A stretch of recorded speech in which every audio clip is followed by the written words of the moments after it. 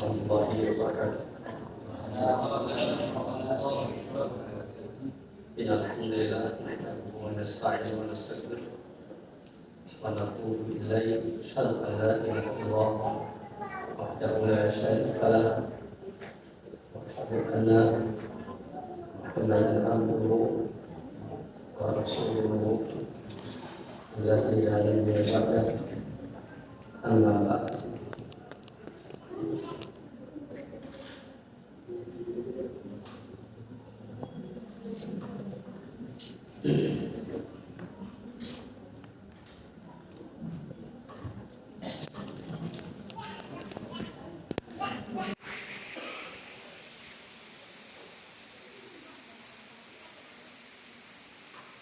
أيها الأخوة الكرام المدرسين والمدرسات أعزكم الله وإياكم.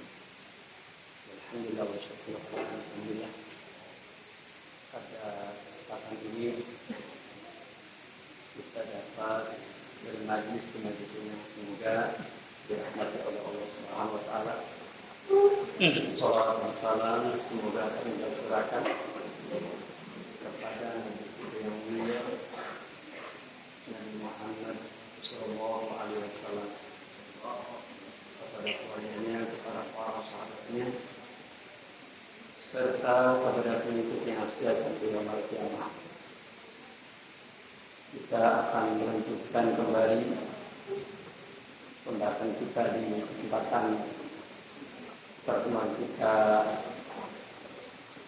pada pertemuan kali ini, yaitu pembahasan dari kitab Syarhul Qawaidil Arba'ah, penjelasan mengenai kitab kaidah fikih. Dan saya berharap pembahasan ini dapat diikuti dengan sebaik-baiknya, sehingga kita bisa mengambil faedah ilmu, dan duduknya kita di majlis ini mendapatkan pahala di sisi Allah Subhanahu wa taala. Ayuhal asatidzah al-mudarrisin wal mudarrisat, a'adzanallahu yakum. Pada pertemuan yang lalu mungkin masih ada yang ingat ya, sudah sampai halaman berapa?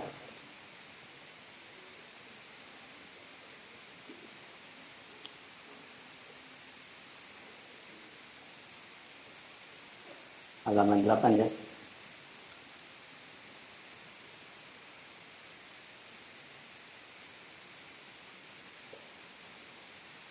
Kemarin kalau tidak salah kita sudah sampai kepada paragraf yang menjelaskan qala asyari hafidhahullah walakinnal wajiba annana narji'u fi taqidina ilal kitab wa sunnah. Bahwasanya kita mengembalikan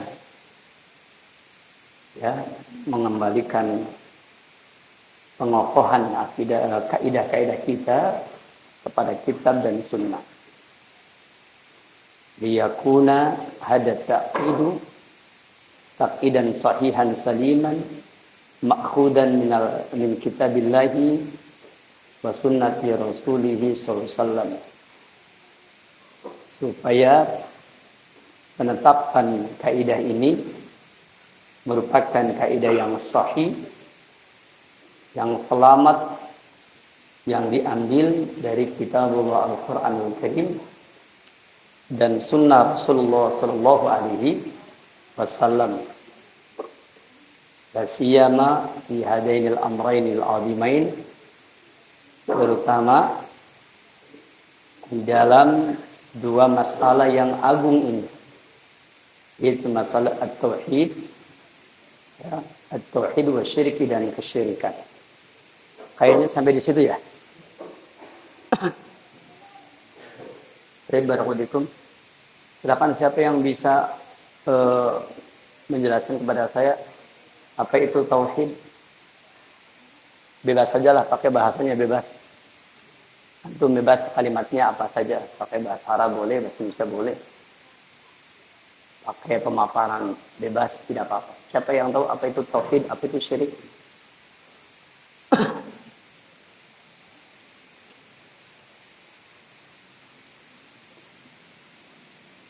Silakan. Ya.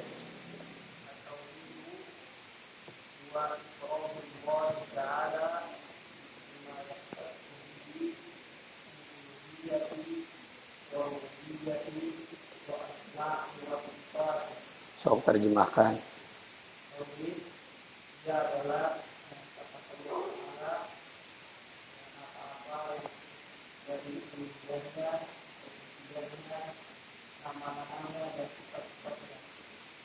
Baik, barakallahu. Kalau disimpulkan dari uraian tadi bahwa tauhid itu adalah mengesahkan Allah dalam perkara-perkara yang menjadi kekhususan bagi Allah. Kekhususan bagi Allah dalam rububiyah. Kita ambil contoh Rabb bermakna Al-Khaliq, artinya pencipta. Pertanyaannya adalah ketika kita mengesahkan Allah sebagai pencipta, maka la khaliqa illallah. Tidak ada pencipta kecuali Allah. Pertanyaannya, betulkah tidak ada pencipta kecuali Allah? Betul apa tidak? Iya, betul. Tidak ada pencipta kecuali Allah. Ini benar. Nah, karena Allah itu adalah pencipta dan tidak ada pencipta selain Allah, kemudian Al-Imam Al-Hafidh Ibnu Katsir mengatakan, Al-Khaliqu li hadhil asya alladhi yastahiqul ibadah. Adapun zat yang menciptakan segala sesuatu ini yang berhak untuk diibadahi. Yang berhak untuk diibadahi. Barakallahu fikum, mari kita kaitkan dengan ilmu pendidikan. Saya mau tanya, seseorang menjadikan selain Allah itu sebagai sesuatu diibadahi, kapan orang itu dianggap mengibadahi orang lain, mengibadahi sesama makhluk? Kapan seseorang dikatakan mengibadahi kepada makhluk? Kapan? Yang mengagungkan selain Allah. Bisa seperti itu. Ketika dia mengagungkan selain Allah seperti mengagungkan Allah. Apalagi menaruh harapan sepenuhnya, itu juga termasuk ibadah. Ada lagi? Kapan seseorang dianggap mengibadahi? Barakallahu, saya mau tanya, bisa nggak seorang istri dia mengibadahi suaminya? Bisa nggak?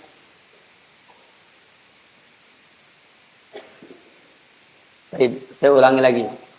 Kalau seorang istri kepada suami, dia harus bagaimana? Taat. Baik ya. Barakallahu. Taatnya seorang istri kepada suami, ya. Kapan seorang istri dikatakan dia taat kepada suami dan kapan dia mengibadahi kepada suami? Kapan dia dikatakan taat kepada suami? Kapan dia itu menyembah suami? Kapan?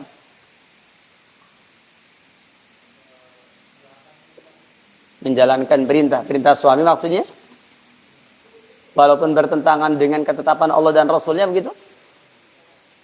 Tidak. Jadi kapan seseorang dikatakan menyembah suaminya dan kapan seseorang dikatakan taat kepada suaminya?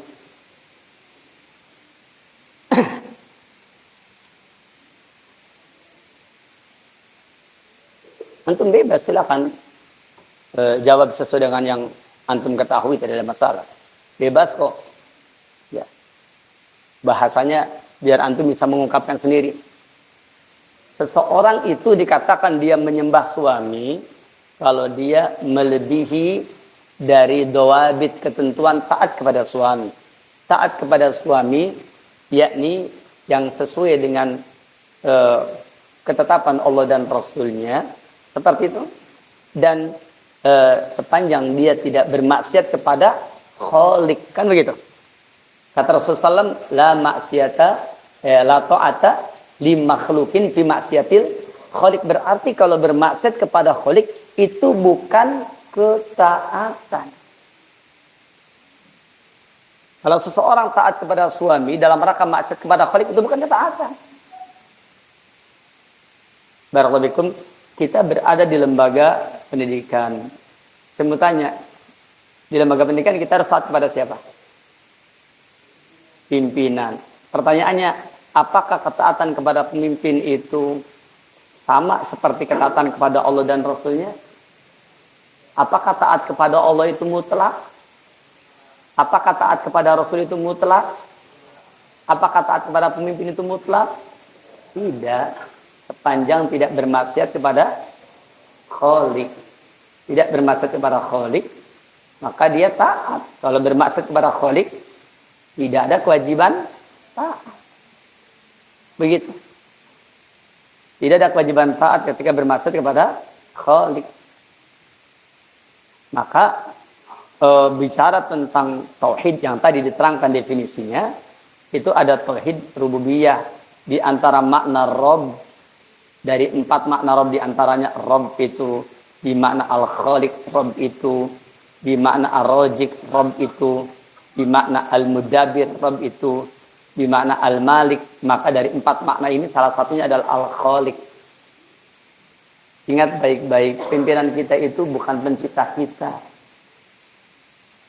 Dia cuma memimpin di tempat kita kerja.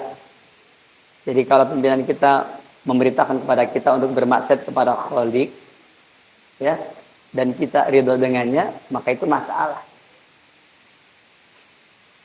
Bukankah isu yang beredar sekarang banyak pesantren-pesantren yang bermasalah kan? Hah? Apa masalahnya? Satu, banyak murid-murid santriwati yang jadi korban pimpinan pesantren ya. Hah? Kan sekarang lagi rame kan? Atau korban dari gurunya. Kan banyak terjadi tuh. Pertanyaannya kira-kira apa sebabnya? Di antara doktrin gurunya apa? Harus taat kepada gurunya, harus taat kepada pimpinan pesantren walaupun dizinahi gitu. Saya mau tanya, berzina itu mentaati pimpinan pondok pesantren, mentaati guru untuk berzina. Ya. Kalau dia mungkin terpaksa ya karena diancam, mungkin bisa dimaklum itu namanya kezaliman, pemerkosaan. Tapi kalau dua-duanya ridho dengan penuh ketaatan, apalagi memiliki ya prinsip-prinsip ketaatan kepada pimpinan, apapun yang dia mau kita lakukan, maka itu sudah bukan lagi bicara maksiat, tapi sudah bicara apa? Ketaatan kepada selain Allah. Dalam maksiat kepada Khaliq. Apa namanya? Itu namanya syirku ta'at, syirik dalam ketaatan. Apa itu syirik ketaatan? Syirik ketaatan adalah dia mentaati selain Allah dalam rangka bermaksiat kepada Allah. Itu termasuk syirku ta'at, sedangkan dianya rela. Apalagi pakai doktrin, bahkan dianggapnya akidah. Hadihi aqidatuna, ini adalah akidah kami. Nikah mut'ah, orang Syiah. Kan mereka mengatakan apa? Nikahul mut'ati, ya, dinuna wa aqidatuna. Kata orang Syiah apa? Nikah mut'ah itu adalah agama kami dan akidah kami. Itu contoh. Tauhid yang kedua, yaitu yang khusus untuk Allah dalam ibadah, namanya tauhid uluhiyah. Tauhid uluhiyah atau tauhid ibadah, ya, atau tauhid ubudiyah namanya, dan berbagai macam jenis sebutan-sebutan yang serupa. Ya, beribadah kepada Allah Subhanahu wa taala, hanya untuk Allah, hanya karena Allah. Apa pelajaran yang berharga bagi kita? Kita tidak boleh pengen diibadahi, kita tidak boleh pengen disembah. Ya, makanya muncullah istilah kalau ada orang yang diibadahi dan dia ridho diibadahi, disebutnya apa? Togut. Togut dari kata-kata togo, maknanya mujawazatul haddi, melampaui batas. Melampaui batas. Apa itu togut? Ya kullu ma ubidasil siwallah wa huwa radin anha.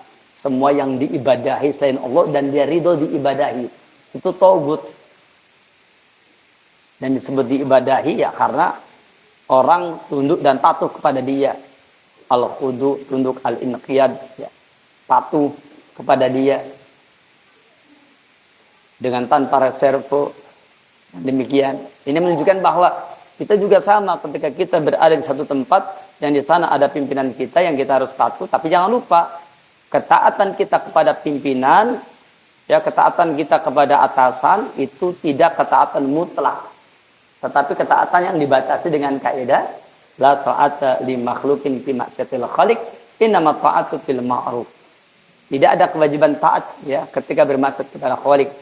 Hanyalah ketaatan dalam perkara yang apa? Dalam perkara yang ma'ruf. Begitu. Dalam perkara yang ma'ruf. Jadi ketaatan dalam perkara yang ma'ruf, dalam perkara yang apa? Dalam perkara yang baik. Itu adalah poin yang kedua. Yang ketiga, tauhid itu adalah yakni mengesahkan Allah dalam perkara yang khusus bagi Allah dalam asma wa sifat. Nama-namanya yang baik dan pensifatannya yang baik. Yang jauh tinggi dari segala macam kekurangan. Mensifati Allah, Allah maha segala-galanya. Adapun kita tidak ada yang sempurna. Ya. Kita tidak ada yang sempurna, maka karena kita tidak ada yang sempurna, ya otomatis tidak ada seorang pun dari kita yang berhak untuk mendapatkan kemaksuman. Hatta Nabi dan Rasul pun, ya itu kemaksuman karena memang ada ketetapan dari Allah Subhanahu Wa Taala dan juga dari ya dalil-dalilnya yang Allah firmankan tentang Rasulullah SAW. Innallaha ya'simuka, sesungguhnya Allah menjagamu, memaksum kamu. Nah, adapun kita tidak. Maka ketika berbicara tentang kehebatan seseorang seperti apapun dia, maka tidak boleh kita memuji-muji orang dengan melampaui batas. Tidak boleh memuji orang dengan melampaui batas. Dan tidak boleh yakni menganggap bahwa seseorang ini tidak ada kekurangannya. Tidak boleh kita mengatakan pemimpin kita ini maksum, bukan nabi dan bukan rasul. Apalagi sampai kepada tingkat diibadahi, tidak boleh. Termasuk perkara yang harus dimiliki di pondok pesantren ya. Hendaklah pondok pesantren tidak boleh ya terjadi sikap-sikap yang melampaui batas-batas ini. Dan ini perlu didapatkan. Supaya apa? Supaya tidak terjadi penyimpangan. Penyimpangan di pondok pesantren. Terjadinya perzinahan antara guru dan muridnya. Terjadinya ya yakni tindak kejahatan, adanya sodomi yang dilakukan oleh guru kepada muridnya. Ya. Itu semuanya karena apa? Karena pemahaman yang tidak benar tentang hal tersebut. Kecuali kalau memang dia terpaksa, mungkin bisa jadi uzur atau dimaklumi. Ya, atau karena dipaksa, dizalimi mungkin bisa jadi. Namun tentu dari awal kita harus sudah memahamkan ini agar setiap kita mengerti batas-batasnya. Yang keduanya asyirku, yaitu tentang kesyirikan.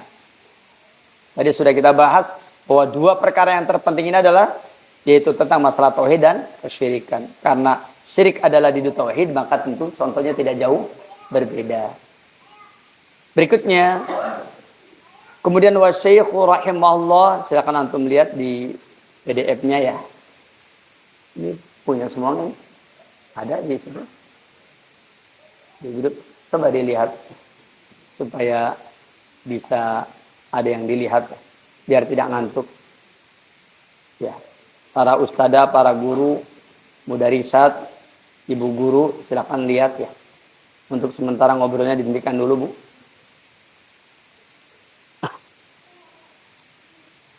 Wa syekh rahimahullah, dan syekh rahimahullah ta'ala lam yadkur hadhil qawaida min indihi. Syekhul Islam Muhammad bin Abdul Wahhab ini Beliau tidak menyebut kaidah ini datang dari dirinya. Artinya ini bukan ide dirinya. Ya. Au min fikrihi, atau datang dari pemikirannya saja, tidak. Kama yaf'alu dzalika katsirun minal mutakhabbitin. Ya. Seperti yang ya banyak dilakukan oleh orang-orang yang tidak memiliki pendirian, tidak memiliki sikap yang jelas. Mutakhabbitin itu adalah orang-orang yang melentur. Dengan sebab melentur maka timbullah perkara-perkara yang lantur dari esensi yang ada pada agama kita ini. Maka mereka orang-orang yang ya, orang-orang yang ngawur, orang-orang yang ngaco, ya, atau orang-orang yang tidak memiliki prinsip. Banyak di antara mereka menyampaikan sesuatu yang semata-mata datang dari dirinya, semata-mata datang dari pemikirannya. Tetapi Syekhul Islam Muhammad bin Abdul Wahab beliau menyebutkan kaidah ini itu tidak datang dari dirinya, ya, dan juga tidak datang dari pemikirannya sebagaimana kebanyakan orang. Wa inna ma akhadha hadhil qawaida min kitabillahi wa min sunnati Rasulullah sallallahu wa siratihi. Tapi Syekhul Islam Muhammad bin Abdul Wahab mengambil kaidah ini dari kitabullah Al-Qur'anul Karim, dari sunnah nabinya yang mulia Nabi Muhammad SAW, dan dari perjalanan atau sirah atau tarikhnya Nabi Muhammad sallallahu alaihi wasallam. Sirah, perjalanan. Sirah adalah manhajul hayati Rasulullah, yaitu cara hidupnya Rasulullah SAW.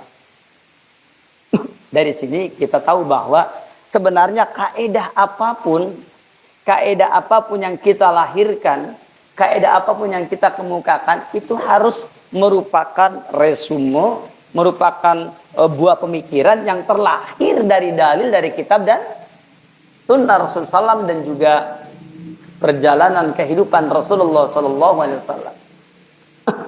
Maka di antara faedah tarbiyah Islamiyahnya adalah bahwa kalau kita ingin mendidik anak murid kita sebagai generasi yang terbaik, maka didiklah sebagaimana para salaf terdahulu mereka mendidik, yaitu dengan mengembalikannya kepada kitabullah, mengembalikannya kepada sunnah Nabi yang mulia, dan juga mengikuti perjalanan Rasulullah Shallallahu Alaihi Wasallam. Jadi mengajar apa saja dikembalikan ke sana. Baik mengajar mata pelajaran diniyah, lugo, termasuk mata pelajaran umum, kembalikan kepada kitabullah, kembalikan kepada sunnah Nabi yang mulia, kembalikan kepada ya sejarah perjalanan Rasulullah Sallallahu Alaihi Wasallam. Bapak guru, ibu guru, ustadz dan ustadzah harus memiliki referensi itu. Apa itu? Yaitu membaca ayat-ayat tentang tarbiyah, membaca hadis-hadis tentang tarbiyah. Orang menyebutnya ayat tarbawi dan hadis tarbawi. Kan ada mata kuliahnya ya kalau tidak salah. Kalau antum kuliah mungkin S1 di bagian pendidikan ada itu mata kuliah itu. Atau kalau sekarang antum bisa pakai aplikasi ya, yaitu di Dorarnet ada di sana tentang mausu'ah tafsir. Itu diantaranya ada diterangkan tentang fawaid tarbawiyah, ya, al-islamiyah, faedah-faedah pendidikan Islam itu diambil dari faedah ayat. Ayat-ayat yang terdapat di dalam Al-Qur'anul Karim setelah ditafsirkan ada fawaid at-tarbawiyah, ya, islamiyah, at-tarbawiyah, yaitu pendidikan Islam. Faedah-faedahnya ada di situ. Lihat oleh kita, Syekhul Islam Muhammad bin Abdul Wahab, itu beliau telah mendidik murid-muridnya. Dan juga mendidik kaum muslimin yang berada di Arab Saudi menjadi orang-orang yang mengenal manhaj yang sahih dan akidah yang sahihah. Semua itu terjadi karena mereka apa? Karena mereka yakni mempelajari Ya, apa-apa yang datang dari kitabullah Al-Qur'anul Karim dan juga dari sunnah Nabi yang mulia Nabi Muhammad sallallahu alaihi wasallam.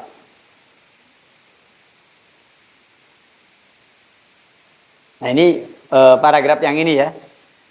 Jadi biasakan seperti itu. Banyak sekali yakni kerjaan kita untuk mengaplikasikan poin yang ini. Apa itu? Lihat, beliau mengambil kaidah, tetapi itu merupakan resum dari Quran dan Sunnah dan sirahnya Rasulullah. Perbanyak mengambil faedah dari Quran dan Sunnah dan perjalanan Rasulullah Shallallahu Alaihi Wasallam. Perbanyak. Kenapa? Karena dengan demikian kita akan mendapatkan ya manfaat yang besar, faedah yang besar. Selanjutnya, fa idza arabta hadhil qawaida wa fahimtaha, apabila kamu telah mengenal kaidah-kaidah ini dan kamu juga memahaminya, sahula alaika ba'da dzalika ma'rifatu tauhid, maka mudah bagimu setelah mengetahui dan setelah memahami kaidah tersebut, mengetahui sangat mudah apa? Ma'rifatu tauhid, untuk mengenal tentang tauhid. Syekh Shalih Fauzan menggunakan kalimatnya bagus. Beliau katakan apa? Fa idza arabta hadhil qawaid wa fahimtaha. Beliau pakainya dua. Pertama, ma'rifat, arafa ya'rifu, ya, ma'rifat. Yang keduanya, fahima yafhamu, al-fahmu paham. Kenapa beliau pakai dua kalimat ini?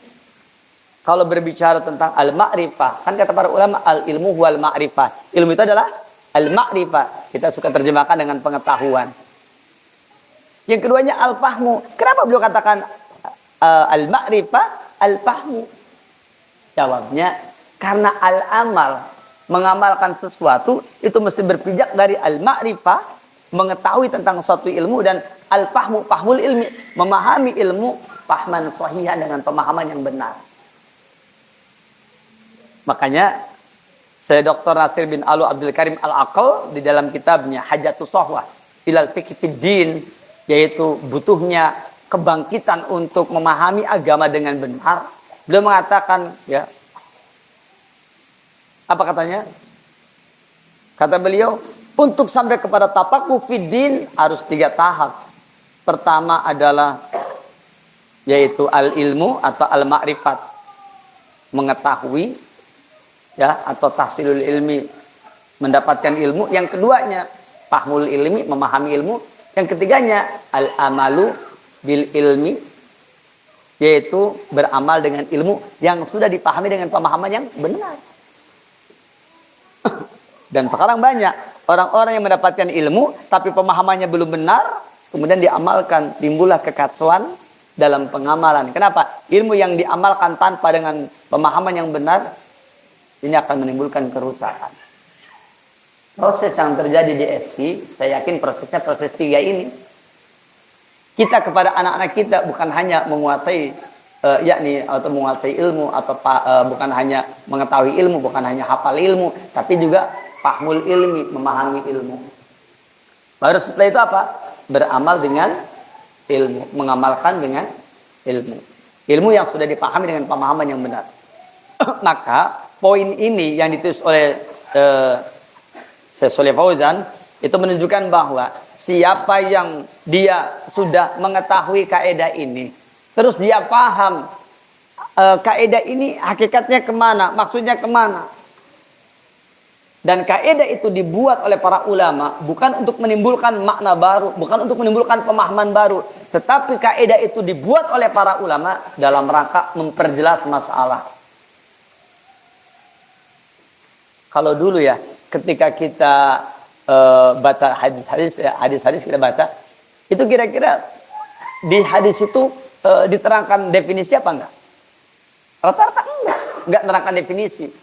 Nah, maka ketika ulama membuat definisi, tujuannya apa? Untuk memudahkan pemahaman, bukan untuk menimbulkan pemahaman yang baru. Nanti dari sini bedanya kelompok yang lurus dan kelompok yang sesat.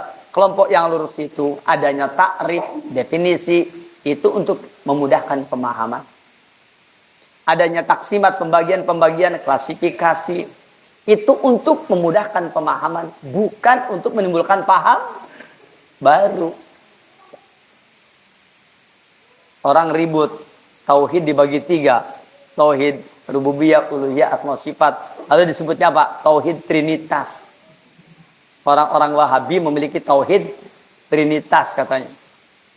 Itu gara-gara kita mengatakan tauhid ada 3. Tauhid rububiyah, uluhiyah, asma sifat. Barakallahu fikum. Tauhid rububiyah itu adalah ifradullah bi af'alil ibad. Ya, ifradullah bi af'alihi, mengesahkan Allah dengan perbuatan Allah. Yang kedua, tauhid uluhiyah, ifradullah bi af'alil ibad, mengesahkan Allah melalui perbuatan dan amalan para hambanya. Yang ketiganya, ifradullah bi asmail husna wa sifatihil ulya, mengesahkan Allah melalui nama-namanya yang baik dan pensifatannya yang jauh tinggi dari segala macam kekurangan. Ini semuanya berbicara tentang siapa? Tentang Allah.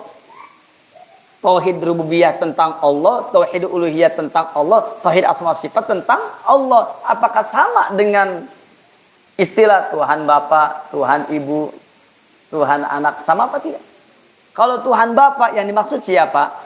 Allah. Tuhan Ibu yang dimaksud siapa? Bunda Maria. Tuhan Anak ini maksud siapa? Nabi Isa alaihissalam. Sama tidak dengan tauhid tadi? Tidak sama. Makanya tauhid itu ketika dibikin taksimat, pembagian menjadi 3 tadi, itu untuk memudahkan pemahaman. Ini merupakan argumentasi yang ilmiah bahwa kita juga ketika kita menjelaskan kepada yakni santri-santri kita, murid-murid kita, maka kita dengan melakukan taksimat itu tujuannya untuk memudahkan pemahaman, bukan untuk menyulitkan pemahaman. Makanya dikatakan sahula alika ba'da dzalik, pasti akan mudah bagi kamu setelah itu. Ya, alladzi ba'asallahu bihi rusulahu, yang Allah utus dengannya para rasulnya.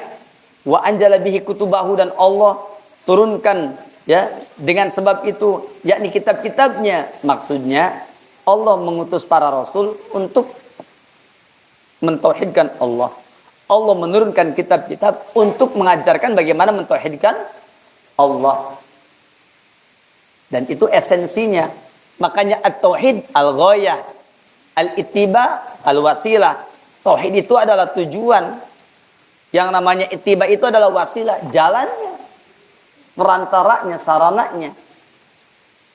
La ya'budullaha illa bima syara'ahu Rasulullah.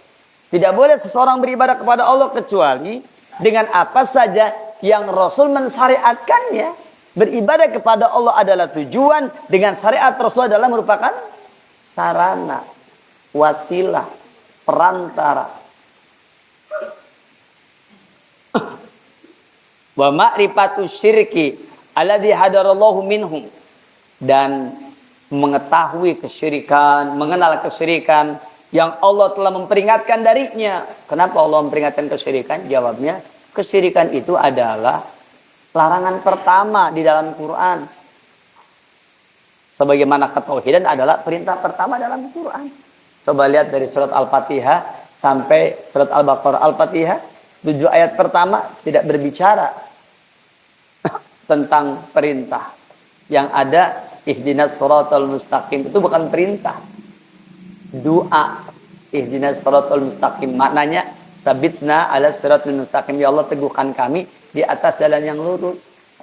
Siapa itu? Shiratal ladzina an'amta 'alaihim ghairil maghdubi 'alaihim waladdallin. Yaitu jalannya orang yang diberi nikmat atas mereka. Oh, ternyata para nabi, para rasul, siddiqin, syuhada, solihin. Siapa ini mereka? Ghairil maghdubi 'alaihim, bukan jalannya orang yang dimurkai atas mereka. Oh, jalannya orang Yahudi. Orang Yahudi itu adalah alima bila amalin, orang yang punya ilmu tapi nggak suka beramal. Waladdallin, dan bukan boleh jalannya orang tersebut. Oh, itu adalah Nasrani, yaitu man amila bila ilmin, rajin beramal tanpa ilmu. Nah, kalau sudah diketahui Yahudi adalah alima bila amalin, punya ilmu tapi tidak suka beramal, Nasrani adalah amila bila ilmin, beramal rajin tapi tanpa ilmu, maka berarti siratal ladzina an'amta alaihim, yakni al-mun'amu alaihim, itu para nabi, para rasul, para siddiqin, syuhada, sholihin adalah orang yang apa? Man alima wa amila. Orang yang berilmu dan beramal. Maka berarti tunjukkanlah kami kepada jalan lurus. Ini maknanya adalah ihdinas shiratal mustaqim, sabitna ala shiratal mustaqim. Teguhkan kami di jalannya orang yang beri nikmat, yaitu teguhkan kami di jalan ilmu dan amal. Seperti itu. Maka perintah yang pertama kali Allah perintahkan dalam Quran adalah tauhid. Larangan yang pertama kali Allah larang adalah syirik. Ayat 1 sampai ayat 20 surah Al-Baqarah ringkasnya hanya menceritakan tentang 3 golongan manusia. Orang yang beriman, orang kafir, dan orang munafik. Ayat 21 baru berbicara perintah. Ya ayyuhannas su'budu rabbakumul ladzi khalaqakum wal ladzina min qablikum la'alakum tattaqun. Kata-kata u'budu, kata Ibnu Abbas, semua kata-kata ibadah dalam Quran maknanya tauhid.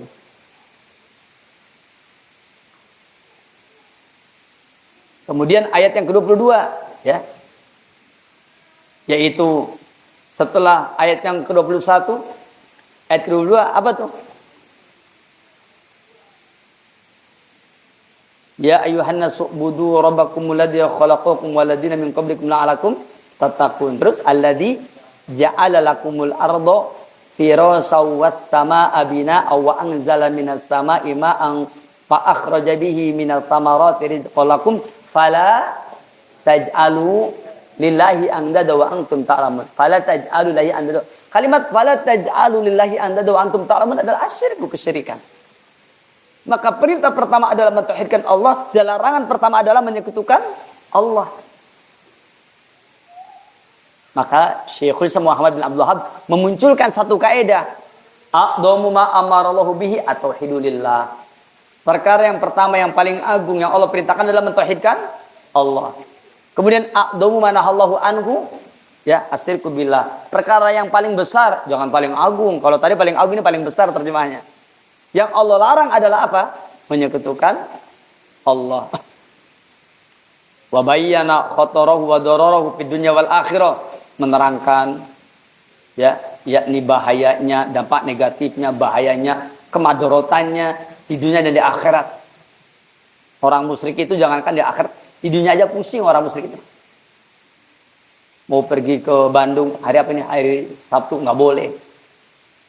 Ya, mau pergi ke tempat itu hari apa nih? Hari Rebo nggak boleh. Kenapa? Nanti celaka. Itu orang musyrik begitu.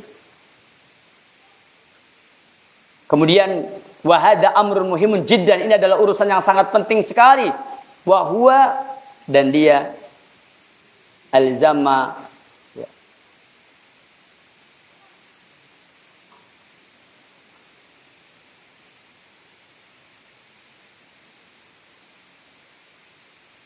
Dikatakan wa huwa alzamu alaika, itu kayaknya kurang lam itu. Alaika ini aika. Mungkin alaika kayaknya.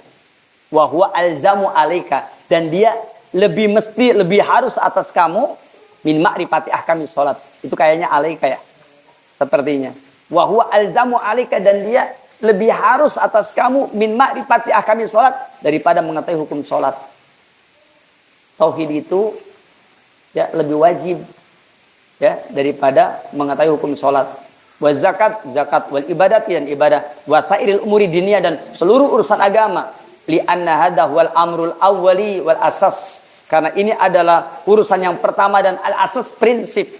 Li'anna sholat wa zakat wal hajj wa ghairaha minal ibadah, karena sholat, zakat, haji, dan yang lainnya dari ibadah, la tasihu, tidak akan sah di dalam tubna ala aslil aqidati sahihah. Maka dia tidak akan sah apabila tidak dibangun di atas pondasi akidah yang benar. Wahia at-tauhidul khalisu lillahi azza wa jalla, yaitu tauhid yang murni semata-mata karena Allah Subhanahu wa taala. Cukup saya kira sampai di sini. Semoga bermanfaat, berfaedah. Ada waktu 6 menit sebelum jam 10:30. Barangkali ada pertanyaan, dipersilakan.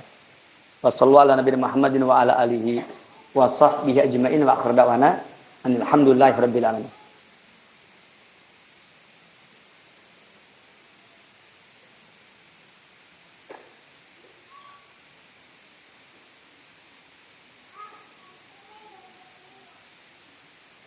Ya.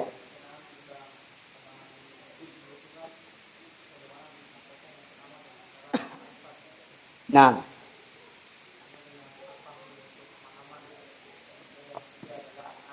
nah,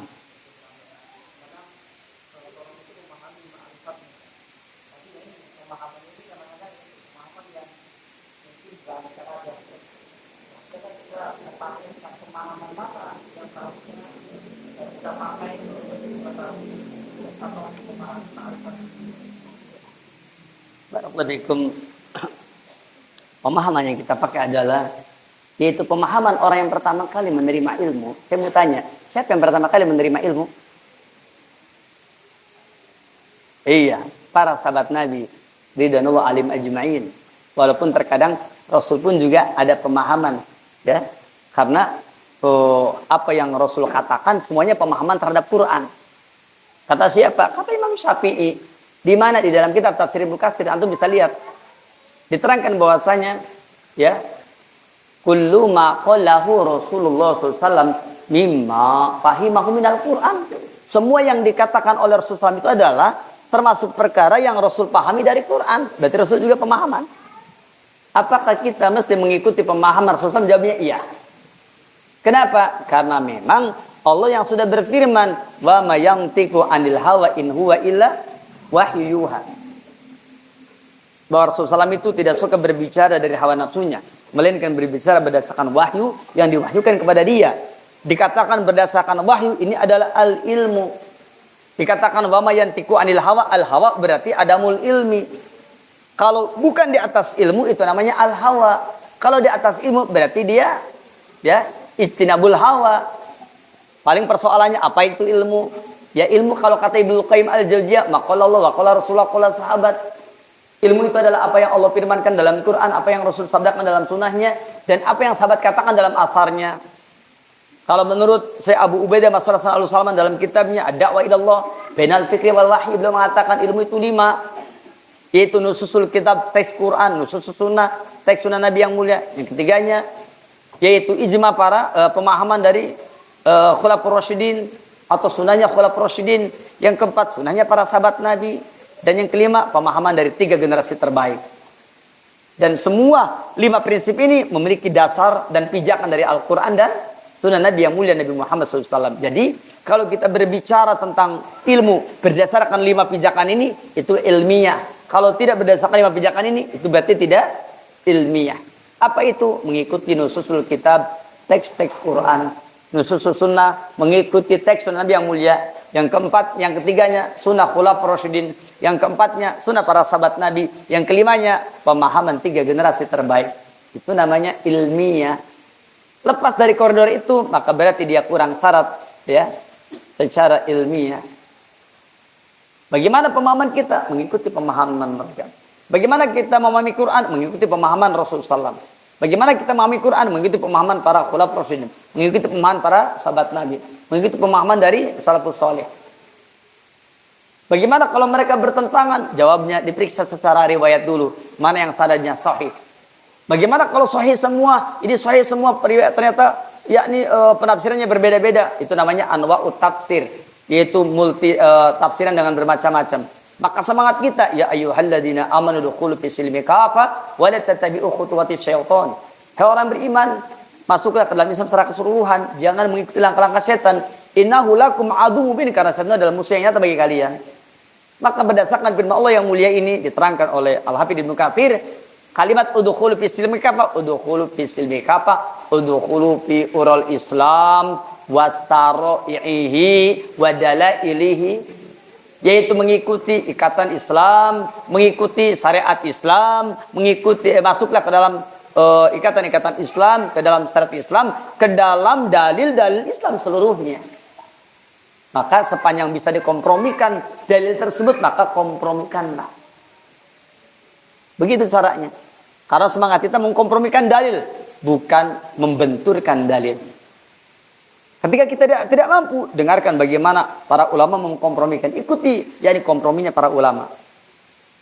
Fadilatul Syekh Muhammad bin Shalih Al-Utsaimin mengatakan, kata beliau, kalau kamu baca hadis, coba kamu pahami hadis itu. Setelah kamu pahami, kemudian kamu baca kitab-kitabnya para ulama tentang pemahaman hadis tersebut. Jika pemahaman benar, walhamdulillah. Jika pemahaman salah, kata beliau, maka ikutlah dengan pemahaman para ulama. Itu contoh.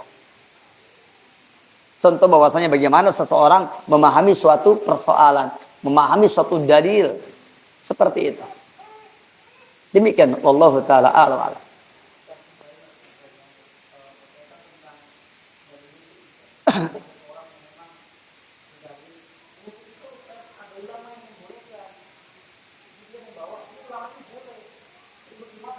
Baik.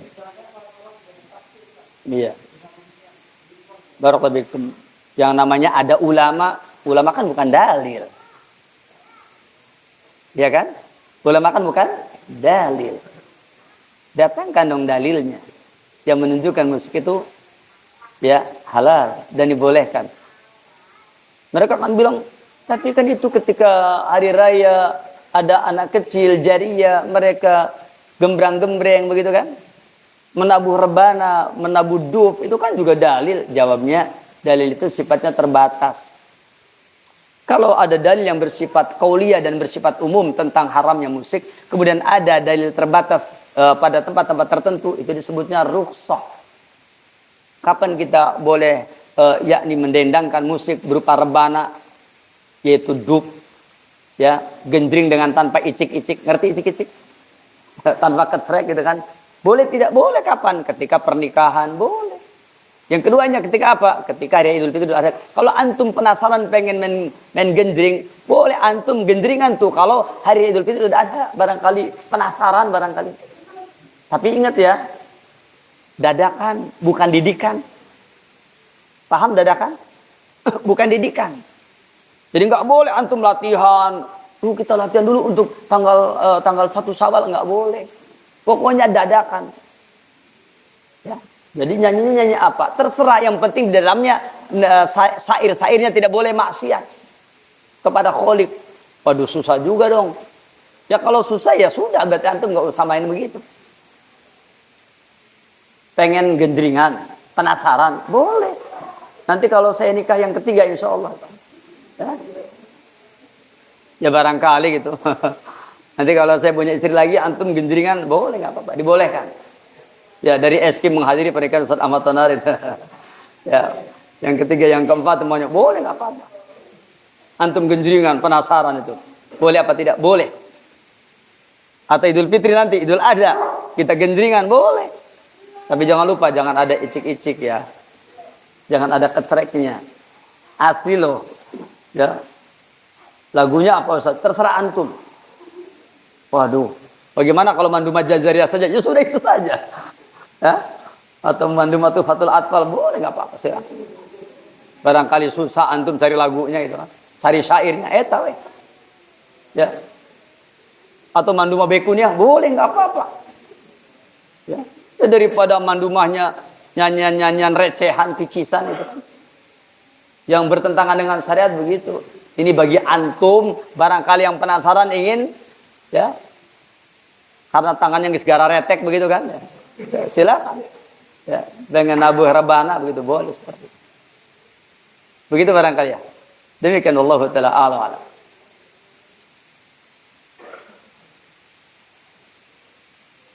Saya kira cukup, insyaallah sudah lebih 4 menit. Semoga bermanfaat. Kita akhirnya sini, subhanaka Allahumma hamdik, asyhadu alla ilaha illa anta, astaghfiruka wa assalamualaikum warahmatullahi wabarakatuh.